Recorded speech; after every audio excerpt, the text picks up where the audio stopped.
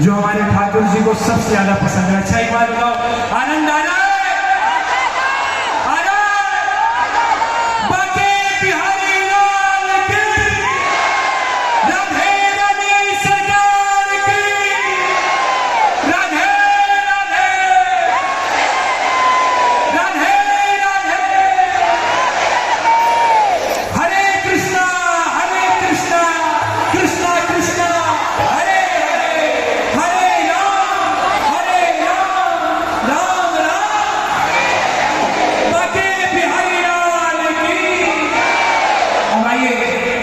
ये अंतिम के कुछ चरण अब हम सभी मिलकर के वो करेंगे जो हमारे ठाकुर जी को सबसे ज्यादा पसंद है। क्या